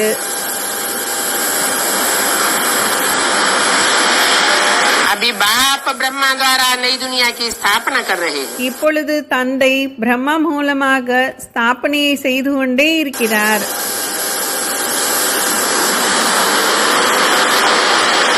बाप कितना सहज करके बतलाते हैं। தந்தை எவ்வளவு சகஜமாக குழந்தைகளுக்கு புரிய வைக்கிறாங்க. सहज அதான் ஈஸியா புரிய வைக்கிறாங்க. ब्रह्मा ने शरीर छोड़ दिया। பாபா கேக்குறாங்க, ஈஸியா புரிய வைக்கிறாங்களா? இப்போ பிரம்ம பாபா அவங்களே சரீரத்தை விட்டுட்டாங்க, फिर ये समझ में कैसे आवेगा? அப்போ எப்படி புரிந்து கொள்ள முடியும்? ये बाप ब्रह्मा द्वारा स्थापना करते हैं। இப்போ இந்த வாக்கியத்தை சொன்னாங்க இல்லையா, பிரம்மா மூலமாக தான் தந்தை ஸ்தாபனை என்பது செஞ்சு கொண்டிருக்காங்க. அப்ப இது எப்படி நிரூபணமாகும்? பிரம்ம பாபா தான் சரீரத்தை விட்டுட்டாங்க இல்லையா. समझाने वालों को तो और ही कठिन हो गया। புரிய வைக்கக்கூடியவர்களுக்கு இந்த டாபிக் மீது அவர்களுக்கு இன்னும் கடினமாக இருக்கும். அதான் புரிய வைக்கவே முடியாது மற்றவர்களுக்கு. ये बात कैसे समझाई समझाई जाए? அப்போ இந்த விஷயத்தை எப்படி மற்றவர்களுக்கு புரிய வைப்பது? ये ब्रह्मा द्वारा स्थापना होती है। பிரம்மா மூலமாக தான் ஸ்தாபனை என்பது நடக்கின்றது என்று எப்படி நீங்க மற்றவர்களுக்கு புரிய வைப்பீங்க? तो बताना पड़े அப்போ அவங்களுக்கு சொல்ல வேண்டி இருக்கும். कि ब्रह्मा कोई एक नहीं है। பிரம்மா என்பவர் ஒருவர் மட்டும் கிடையாது. ब्रह्मा को भक्ति मार्ग में 4 और 5 मुख दिखाते हैं। பிரம்மாவுக்கு பக்தி மார்க்கத்தில் 4 முகங்களும் மற்றும் 5 முகங்களையும் காட்டியிருக்காங்க.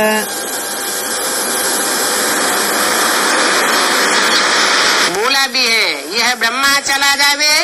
இப்படியும் சொல்லியும் இருக்காங்க முரளி பாயிண்ட்ல, இந்த பிரம்மா போயிட்டாலும் சரி, तो जिस तन में भी प्रवेश करेंगे उसका नाम ब्रह्मा रखना पड़े। நான் யாருக்குள்ள எல்லாம் அடுத்தது பிரவேசம் செய்வேனோ அவர்களுக்கு பிரம்மா என்று பெயர் வைக்க வேண்டியதாக இருக்கும் அப்படின்னு சொல்லி இருக்காங்க சிவன் தந்தை. बाकी ऐसे नहीं है ஆனா அதுக்காக இப்படி இல்ல, कि ब्रह्मा ने शरीर छोड़ा பிரம்மா சரீரத்தை விட்டுட்டாங்க, तो उनकी आत्मा काम करना बंद कर देती है। அப்போ சிவனுடைய செயல் நின்னு போச்சு அப்படின்னு இல்ல. नहीं, सूक्ष्म शरीर से भी कार्य करती रहती है। அது மட்டும் இல்லாம பிரம்ம பாபா கூட தன்னுடைய காரியத்தை நிறுத்திட்டார் அப்படின்னும் இல்ல. அவர் தன்னுடைய சூட்சும சரீரத்தை எடுத்துக்கொண்டும் அவர் காரியத்தை செய்வார். कोई में बीज रूप स्टेज में प्रवेश करके भी कार्य कर सकती है। பாபா சொல்றாங்க யாருக்குள்ளே வேண்டும் என்றாலும் அவர் விதை ரூப ஸ்டேஜில் பிரவேசம் செய்து காரியத்தை செய்வார். तो बाप कितना सहज करके समझाते हैं। அப்போ தந்தை எவ்வளவு ஈஸியாக நமக்கு புரிய வைக்கிறாங்க. पर बच्चियां इन बातों को भूल जाती हैं। ஆனால் குழந்தைகள் இந்த விஷயத்தை மறந்து போயிடுறாங்க. बाप को याद करो तो खुशी का पहाड़ चढ़ जावे। தந்தையை நினைவு செய்யுங்க, அப்போ குஷி என்பது எல்லைக்கு அப்பாற்பட்டு போகும். बाप है ही आनंद का सागर। ஏனென்றால் தந்தை தான் ஆனந்த கடலாக இருக்காங்க. तो जैसे को याद करेंगे எப்படிப்பட்டவரை நீங்க நினைப்பீங்களோ वैसी अवस्था जरूर बन जाएगी। அப்படியே அதே போலதான் அந்த ஸ்டேஜ் போலதான் உங்களுடைய நிலையும் அமையும். नहीं याद करते हैं तो पारा चढ़ता नहीं है। ஒருவேளை தந்தையை நினைவே செய்யல அப்படின்னா எல்லைக்கு அப்பாற்பட்ட குஷி என்பது இருக்காது. इतनी गहरी याद में रहे எவ்வளவு ஆழமான நினைவுல இருந்தாலும் சரி, जो और कुछ भी याद न आए। மற்றவர்களுடைய நினைவு என்பது கொஞ்சம் கூட வரவே கூடாது. देखो பாருங்க, इन ब्रह्मा ने सब कुछ अपना ईश्वरीय यज्ञ में अर्पण कर दिया। இந்த பிரம்மா தன்னுடையது என்னெல்லாம் இருந்ததோ அவை அனைத்தையும் ஈஸ்வரிய சேவையில் அர்ப்பணம் செய்துவிட்டார். इनका कुछ भी रहा ही नहीं। பிரம்மாவனுடைய கையில் ஒன்றுமே இல்லாமல் இருந்தது. सब अर्पण कर दिया। அனைத்தையுமே அர்ப்பணம் செய்துவிட்டார். तो फिर किसको याद करेंगे? அப்ப சொல்லுங்க, அப்ப அவர் யார நினைவு செய்வாங்க? जिसको अर्पण कर दिया वो ही याद आवेगा। யார்கிட்ட அர்ப்பணம் செய்தாங்களோ அவருடைய நினைவு தான் அவருக்கு வரும்.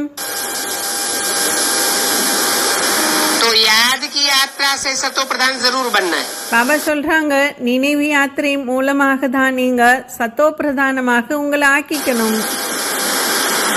इशारा दिया இப்படி நமக்கு இஷாரா கொடுக்கறாங்க, அதான் ஜாட மாடையா நமக்கு புரிய வைக்கிறாங்க. कि जो जितना तन से मन से धन से அப்படின்னா பாபா சொல்றாங்க யாரு தன்னுடைய உடல் மனம் பொருள் अर्पण में बनेंगे ईश्वर के प्रति, ஈஸ்வரனுக்காக யாரெல்லாம் இப்படி அர்ப்பணமுடையவர்களாக ஆகுவீங்களோ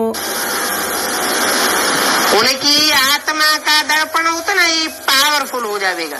அந்த ஆத்மாக்களுடைய தர்ப்பணம் அப்படின்னா கண்ணாடி, அது பவர்ஃபுல்லாக அவர்களுக்கே தெரிய வரும்.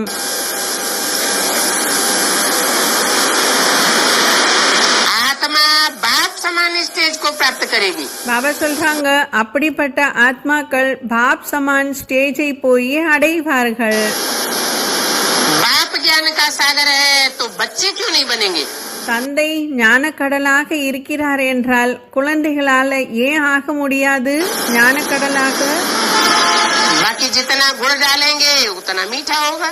ஆனா அதுக்கு ஆதாரமே பாபா சொல்றாங்க எந்த அளவுக்கு இனிப்ப போடுவீங்களோ அந்த அளவுக்கு தான் இனிப்பாக இருக்கும்.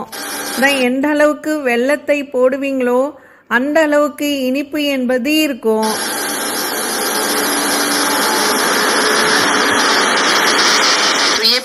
याद रहना चाहिए। பாபா சொல்றாங்க இப்போ பக்காவாக நினைவுல வச்சுக்கோங்க कि हमको सतो प्रधान जरूर बनना है। கண்டிப்பாக நமக்கு சத்தோ பிரதானமாக ஆகிதான் ஆகணும். ये दुनिया हमारे लिए ठहरी हुई है। இந்த உலகம் இப்போ நமக்காக தான் நின்று கொண்டே இருக்கு. नहीं तो 60-70 साल से एटम बम बन चुके हैं। இல்லைன்னா பாருங்க 70-75 வருடங்களாக இந்த ஆட்டம் பாமை உருவாக்கி வச்சிருக்காங்க. अभी तक ये दुनिया खलास हो जाती, परंतु हमारे लिए अभी नई राजधानी की स्थापना नहीं हुई है। பாபா சொல்றாங்க இந்நேரம் இந்த ஆட்டம் பாமை வெடிக்க வச்சு உலகம் இப்போ எப்பயோ விநாசம் ஆகி இருக்கணும். ஆனால் நம்மளுடைய ராஜதானி நமக்காக நாம் தயாராகுவதற்காகவும் ஸ்தாபனைக்காகவும் இப்போ காத்து கொண்டு இருக்கின்றது இந்த விநாசம். जब तक नई दुनिया की स्थापना नहीं हुई है, எப்போ வரைக்கும் புதிய உலகத்தினுடைய ஸ்தாபனை என்பது ஆகவே இல்லையோ तब तक इस पुरानी दुनिया का विनाश नहीं हो सकता। அப்போ வரைக்கும் இந்த பழைய உலகத்தினுடைய விநாசம் என்பது ஏற்படவே ஏற்படாது.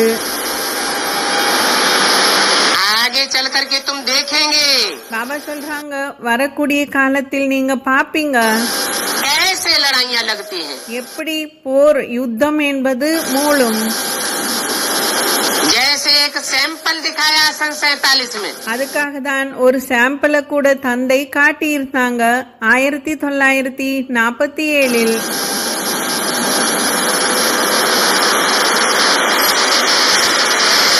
हिंदू और मुसलमानों की लड़ाई लगी। அதான் 46-47 சொல்றாங்க ஹிந்து மற்றும் முசல்மான்கள் இருவருக்கும் அப்படிப்பட்ட யுத்தம் என்பது நடந்தது. ट्रेनें की ट्रेनें काट डाली गई। அப்படியே ஒட்டுமொத்த ட்ரெயினையே அவர்கள் வெட்டி சாச்சாங்க. खून की नदियां बहने लगी। யாரெல்லாம் ட்ரெயின்ல போனாங்களோ அவர்கள் அனைவரையுமே வெட்டி சாச்சாங்க. எப்படி இருந்தது என்றால் இரத்த ஆறு ஓடியது. और उस समय ऐसा माहौल बन गया, அந்த சமயம் அப்படிப்பட்ட வாயுமண்டலமே இருந்தது, சூழ்நிலை இருந்தது. कि जो ये समझते थे कि ये मेरा बच्चा है, ये मेरी कन्या है, எல்லாரும் என்ன நினைச்சிட்டு இருந்தாங்கன்னா இது என்னுடைய குழந்தை, இது என்னுடைய கன்னியா, ये मेरी पुत्र वधू है, ये मेरी औरत है, இது என்னுடைய மகன் மருமகள், मेरा बाप है, मैं इन्हें बहुत प्यार करता हूँ। நான் இவர் என்னுடைய தந்தை, இது என்னுடைய குழந்தை, குழந்தை மீது நான் ரொம்ப அன்பு வச்சிருக்கின்றேன். वो साथ छोड़ छोड़ के भाग गए। அப்படியெல்லாம் யாரெல்லாம் சொல்லிக் கொண்டிருந்தார்களோ அந்த சமயத்தில் விநாசத்தினுடைய சமயத்தில் அப்படியே அவர்களை எல்லாம் விட்டுட்டு ஓடி போயிட்டாங்க.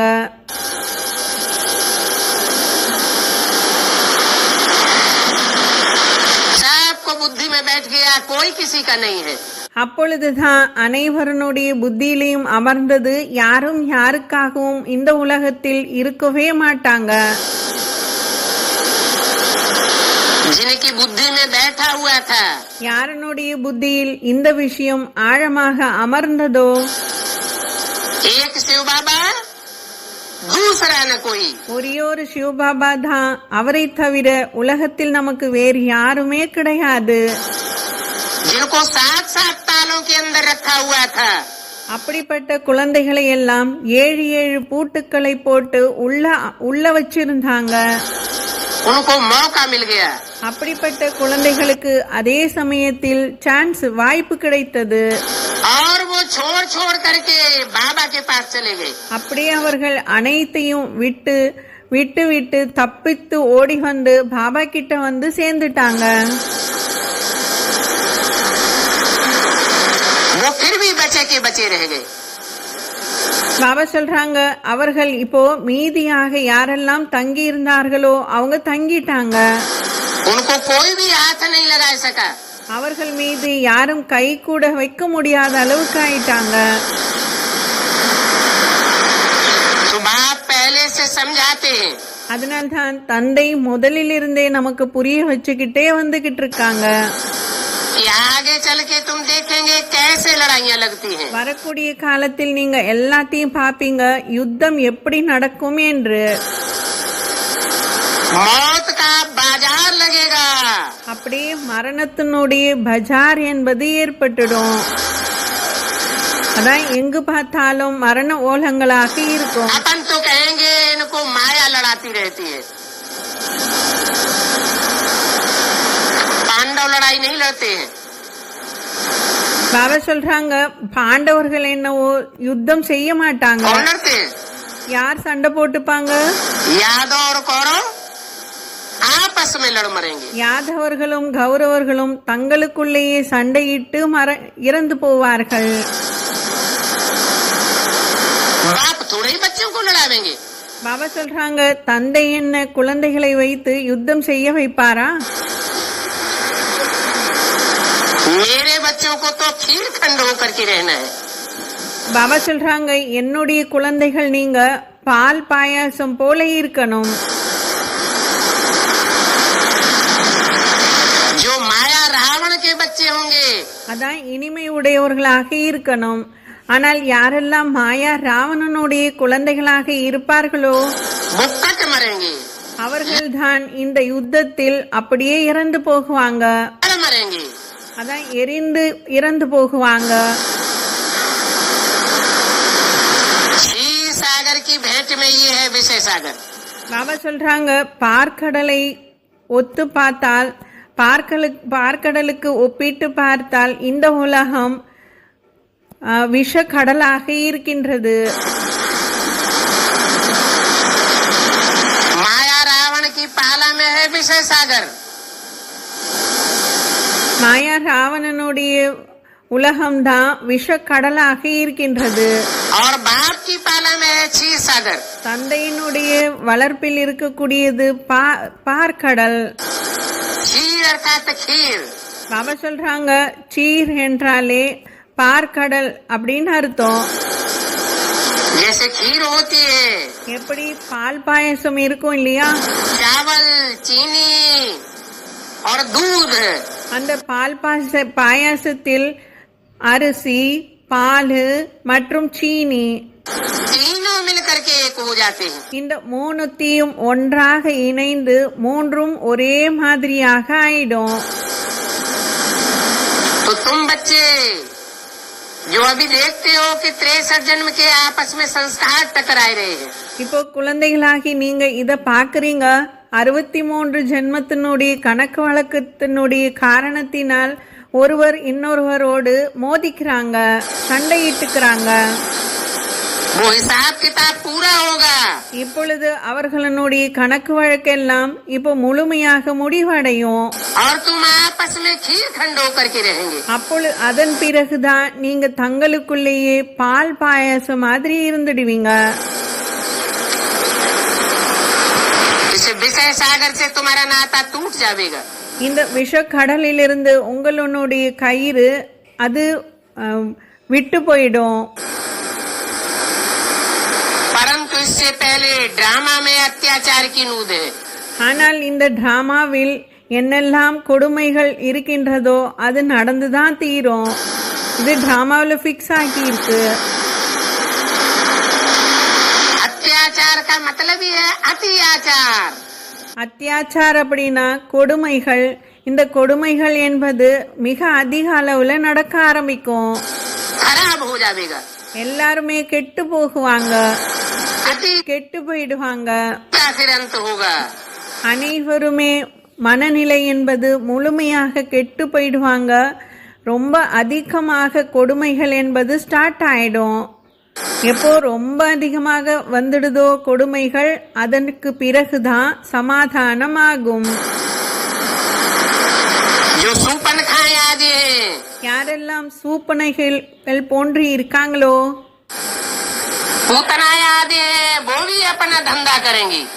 சூப்பனைகள் பூத்தனைகள் இவர்கள் கூட தங்களுடைய காரியத்தை செய்ய ஆரம்பிச்சிடுவாங்க. நாம கேக்குறாங்க, சூப்பனகா இவங்க என்ன செயல் செஞ்சாங்க, அதான் அந்த அசுரி என்ன காரியம் செஞ்சாங்க?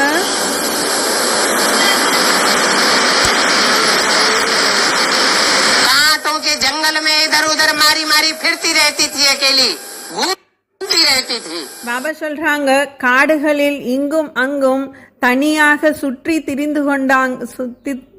திரிந்து கொண்டிருந்தாங்க இந்த சூப்பனகை. और राम लक्ष्मण के सामने डोरे डालती थी. பிறகு ராம லக்ஷ்மணுக்கு முன்னாடி வந்து டான்ஸ் ஆடினாங்க. हमसे शादी कर लो. மேலும் கூறினாங்க, என்னோடு நீங்க திருமணம் செய்யுங்க அப்படின்னு கூறினாங்க. मैं कितनी सुंदर हूँ, நான் எவ்வளவு அழகானவளாக இருக்கின்றேன் அப்படின்னு காட்டினாங்க. तुमको बहुत सुख दूंगी, நான் உங்களுக்கு ரொம்ப சுகத்தை கொடுப்பேன் அப்படின்னு செஞ்சாங்க. அந்த ராமலட்சுமணுக்கு முன்னாடி வந்து இப்படி பண்ணினாங்க. वो तो जानते थे, ராமனுக்கும் லட்சுமணுக்கும் தெரிந்திருந்தது, ये दुनिया में घूमने फिरने वाली औरत है. இந்த பெண் இந்த உலகத்தில் சுற்றி திரியக்கூடிய ஒரு பெண்மகள் என்று தெரிஞ்சுக்கிட்டாங்க. इसका क्या ठिकाना? இவங்க கிட்ட என்ன இடம் இருக்கு, என்ன இவள் சுகம் கொடுக்க முடியும் அப்படின்னு தெரிஞ்சுக்கிட்டாங்க. அவ்வளவுதான், அங்கிருந்து அந்த சூப்பனகிட்ட இருந்து விலகி போயிட்டாங்க. அப்போ அந்த சூப்பனகைக்கு கோபம் வந்துடுச்சு. போனாங்க, நேரா ராவணனுடைய தர்பாருக்கே போயிட்டாங்க. அதான் லக்ஷ்மணன் அவருடைய மூக்கை அறுத்ததாக காட்டியிருக்காங்க இல்லையா, அப்போ அதன் பிறகு அந்த சூப்பனகை ராவணனுடைய சபைக்கே போனாங்க. எப்படி அந்த ராவணன் கிட்ட சொன்னாங்கன்னா, என்னோடு இந்த வனவாசிகள் இருவரும் இப்படிப்பட்ட விவகாரம் இப்படி நடந்துகிட்டாங்க அப்படின்னு போய் சொல்லிட்டாங்க. அவ்வளவுதான், நெருப்ப பிடிக்க வச்சுட்டாங்க. பிறகு ராவணனுக்கு ரொம்ப கோபம் வந்துடுச்சு.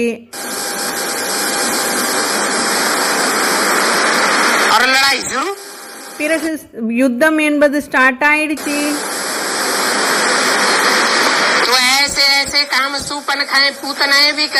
பாபா சொல்றாங்க, இப்படிப்பட்டவர்கள் இருக்காங்க, அவங்க தான் சூப்பனகைகள் மற்றும் பூத்தனைகள் அப்படின்றவங்க இருக்காங்க. அவங்க மூலமாக இந்த யுத்தம் என்பது ஸ்டார்ட் ஆகும்.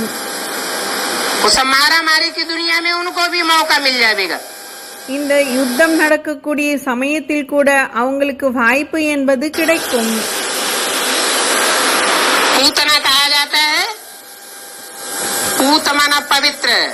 பாபா சொல்றாங்க, பூத்தனகை அப்படின்னா அர்த்தத்தை சொல்றாங்க. பூத் என்றாலே பவித்ரம், நா என்றால் கிடையாது. பூத்தனா அப்படின்னு இருக்கு இல்லையா பேரு, அந்த நா என்றால் அந்த பவித்ரம் என்பது இல்ல. தானே பவித்திரமாக இருப்பது கிடையாது. பிறகு மற்றவர்கள் மீது கையை நீட்டுவது, இவங்க பவித்திரம் இல்லைன்னு சொல்லுவது, இப்படி மற்றவர்களிடம் போட்டு மற்றவங்கள்ட்ட போய் சொல்லி கொடுப்பது, அதான் மற்றவங்கள்ட்ட ரிப்போர்ட் சொல்றது. அப்படிப்பட்டவர்கள் தான் பூத்தனைகள். அவங்களுக்காக சொல்லி இருக்காங்க. அப்படிப்பட்ட பூத்தனைகளை கூட பகவான் வந்து முன்னேற்றுவார்.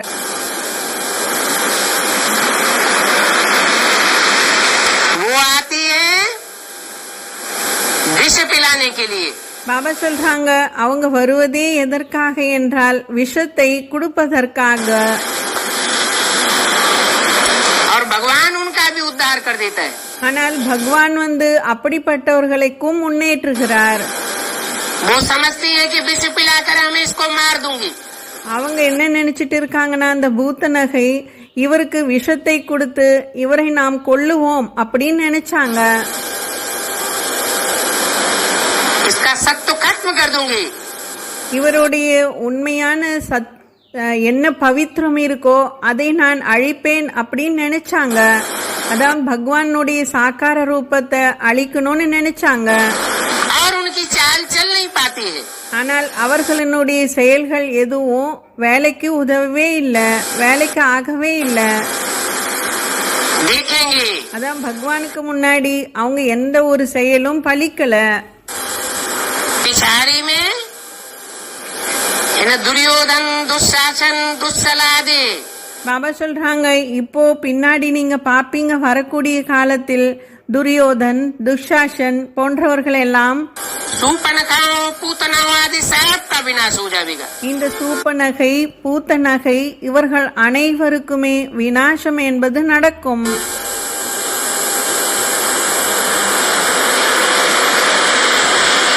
आगे चल के तुम बच्चे चित्रों पर पर्दे भी बनावेंगे।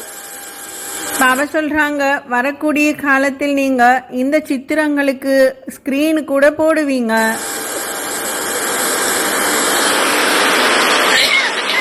कोई के चित्र राक्षसी के बनेंगे।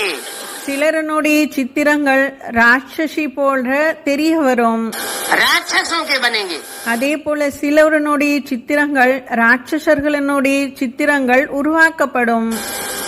और कोई के चेहरे देवी देवताओं के दिखाई जाएंगे। சிலரனுடைய முகங்கள் தேவி தேவதைகளாக தெரியப்படும்.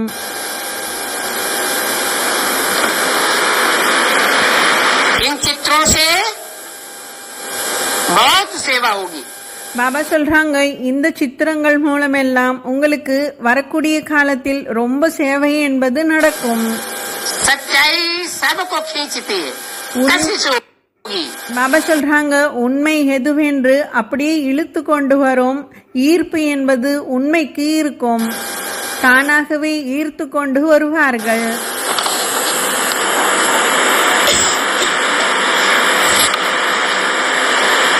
योग बल बढ़ता जाएगा। பிறகு யோக பலம் என்பது அதிகரித்து கொண்டே செல்லும். नॉलेज कोई बल नहीं है। ஆனால் இந்த ஞானத்தை பலம் என்று கூற முடியாது. बल ज्ञान बल कहा जाता है। பாபா சொல்றாங்க ஞான பலம் என்று கூறுவாங்க தான், ஆனால் परंतु योग बल मशहूर है। ஆனால் அதை ஞான பலம் என்று கூற முடியாது. யோக பலம் தான் ஃபேமஸ் ஆக இருக்கிறது. तो बाप कहते हैं माम एकम याद करो और 84 के चक्कर को याद करो। பாபா சொல்றாங்க அதனால் தான் மாமேகம் யாத் கரோ, மேலும் 84 ஜென்மங்களையும் நினைவு செய்யுங்க. அதான் சக்கரத்தை சுத்துங்கன்னு சொல்றாங்க. ज्ञान तो बहुत सहज है। இந்த ஞானம் என்பது ரொம்ப சகஜமானது. अपना धंधा आदि बल करो। தன்னுடைய தொழில் போன்றவற்றை எல்லாம் செய்யுங்க. परंतु बाप की याद नहीं भूलो। ஆனால் தந்தையை நினைவு செய்வதை மறந்து போயிடாதீங்க. बल क्यों लगाई दिया? எல்லா வேலையும் செய்யுங்க தான், இருந்தாலும் அப்படின்னு ஏன் இங்க சொன்னாங்க? தந்தையை மறந்துடாதீங்க அப்படின்னு ஏன் சொன்னாங்க? जबकि बताते हैं कि सब धंधों में है नुकसान सिवाय एक ईश्वरीय धंधे के। ஏனென்றால் சொல்லியிருக்காங்க இல்லையா, உலகத்தில் இருக்கக்கூடிய எல்லா தொழில்களுமே அழிந்து போயிடும், ஒரே ஒரு ஈஸ்வரனுடைய தொழில் மட்டும்தான் நிலைச்சு நிற்கும், அதான் கடைசி வரைக்கும் இருக்கும்.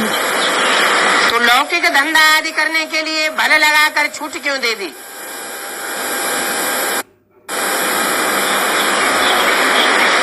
जब उन लौकिक धंधों में सबको नुकसान ही होने वाला है। இப்போ பாபா ஏன் இப்படி சொன்னாங்க? இருந்தாலும் பரவாயில்ல உங்க தொழிலை செய்யுங்கன்னு ஏன் சொன்னாங்க? ஏனென்றால் தொழில்கள் எல்லாமே அழிய போகுது. அப்போ அழிய போற தொழிலை ஏன் செய்யணும்னு கேட்காம சரி பரவாயில்ல செய்யுங்கன்னு ஏன் சொல்லிட்டாங்க? इसलिए छूट दे दी। कोई 63 जन्म के आदि है। ஏன் அதை செய்ய வேணான்னு சொன்னாங்கன்னா, சிலருக்கு 63 ஜென்மங்களாக இதே பழக்கம் இருக்கு. भक्ति भावना कम की हुई है, दुनियावी धंधे दौरी में बुद्धि फंसाने के आदि बन चुके। பாபா சொல்றாங்க, பக்தி மார்க்கத்தினுடைய இந்த பழக்கம் இருக்கு. மேலும் இந்த தொழில் செய்து செய்து பழக்கம் இருப்பதனுடைய காரணத்தினால் तो ईश्वरीय धंधे में उनकी बुद्धि नहीं लगेगी। அவர்களுக்கு ஈஸ்வரனுடைய தொழில் செய்வதற்கு புத்தி இவ்வளவு சீக்கிரம் வந்து ஈடுபடாது. इसलिए बोला अपना धंधा आदि भल करो। அதனால் தான் இங்க இப்படி சொன்னாங்க, சரி போகட்டும், உங்களுடைய தொழில் போன்றவற்றையெல்லாம் செய்யுங்க தான். परंतु कोशिश करके बाप की याद न भूलो। ஆனால் முயற்சி செய்து தந்தையை நினைவு செய்வதை விட்டுடாதீங்க. முயற்சி செய்து தந்தையை நினைவு செய்யுங்கன்னு சொல்றாங்க. क्योंकि तुम जानते हो अंत समय में ये पैसे आदि कुछ भी काम नहीं आवेंगे। ஏனென்றால் உங்களுக்கு தெரியும், கடைசி சமயத்தில் இந்த பைசா எதுவும் நமக்கு உதவவே உதவாது. इनकी दबी रही धूल में அதுக்காக பாபா பழமொழி சொல்றாங்க, मिट्टी में धन संपत्ति गाड़ देंगे जमीन में। அதான் கிணிக்கி தபிரே தூளுமே. அப்படின்னா சில பேருனுடைய சொத்து பத்தெல்லாம் பூமியில் அமிழ்ந்து போகும். जमीन हिलेगी और कहाँ का कहाँ चला जाएगा। எப்போ தன்னுடைய சொத்துக்களை எல்லாம் பூமிக்கு அடியில தோண்டி வைப்பாங்களோ, அப்போ அதே சமயத்தில் பூகம்பம் என்பது அதை எங்கெங்கேயோ எடுத்துட்டு போயிடும். பூகம்பம் வந்துடுச்சுன்னா அவங்க தன்னுடைய சொத்துக்கள் எல்லாம் எங்க போச்சுன்னே தெரியாது. किनकी राजा खाए। அடுத்தது இன்னொன்னு சொல்றாங்க, கிணிக்கி ராஜா காயே. कोई ने धन संपत्ति बैंकों में कंपनियों में इकट्ठी की होगी। இது என்னன்னா, யார் சில பேரு பேங்க்ல பைசாக்களையும் இல்லை என்றால் இந்த டெபாசிட்லாம் போட்டு வைப்பாங்க இல்லையா, தன்னுடைய பணத்தை இப்படியும் சேர்த்து வச்சிருப்பாங்க. इनकम टैक्स सेल टैक्स आवेगा, सारा उठाए ले जाएगा। இன்கம் டாக்ஸ், சேல் டாக்ஸ், இது இவங்க இந்த கவர்மெண்ட் கம்பெனி வந்து இது எல்லாத்தையும் அப்படியே வாரிட்டு போயிடும்.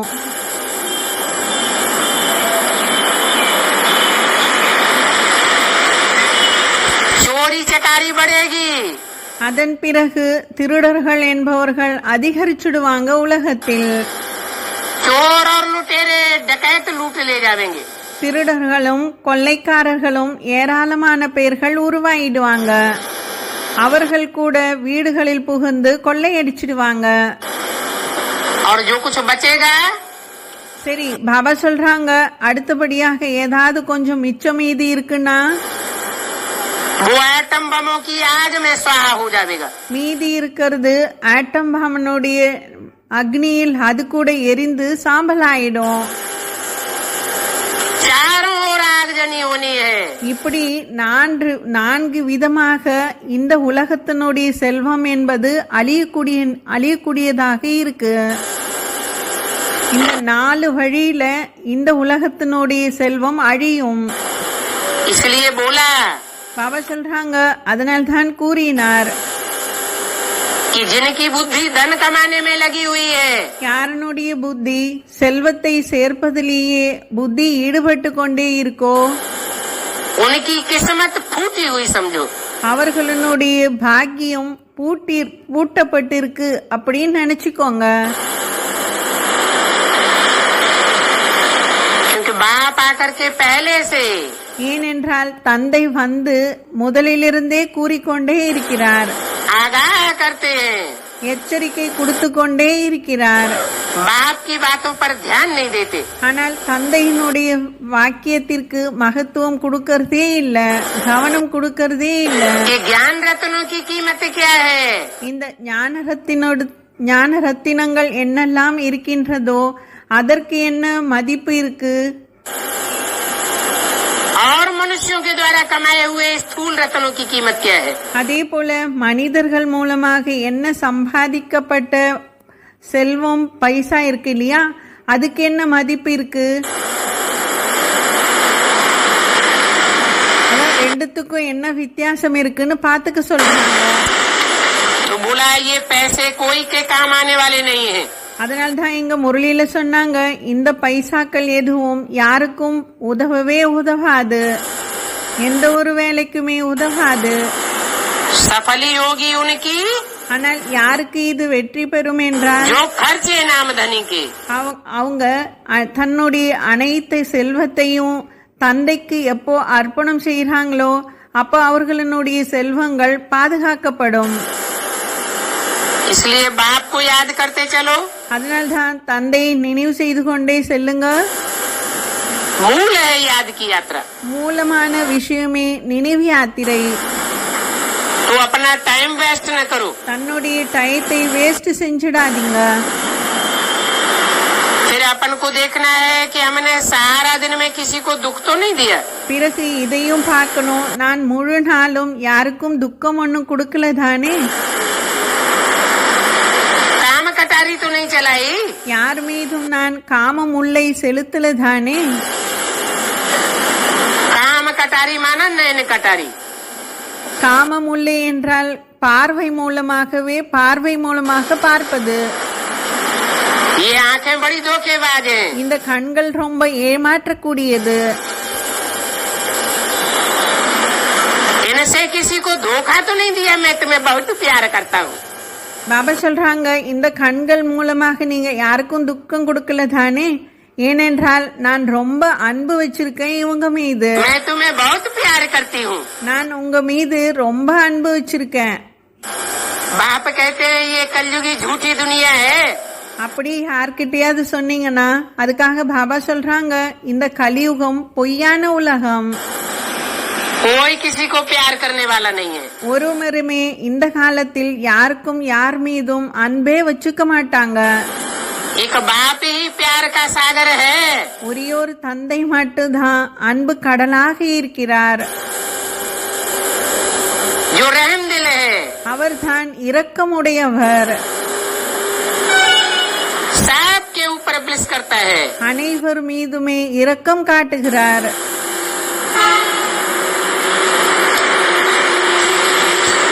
तो अपन में देखना चाहिए அதனால்தான் தன்னை தானே பார்த்துக்கணும். कि मेरे में कोई आसुरी गुण तो नहीं है. தனக்குள்ள என்ற ஒரு அசுர குணம் இல்லதானே. कोई पूछे तो समझाना चाहिए. யாராவது கேட்டாங்கன்னா நீங்க புரிய வைங்க. प्रजापिता ब्रह्मा के तो ढेर बच्चे हैं. பிரஜாபிதாவுக்கு ஏராளமான குழந்தைகள் இருக்காங்க. हम सब प्रजापिता ब्रह्मा के बच्चे अपने ही तन मन धन से.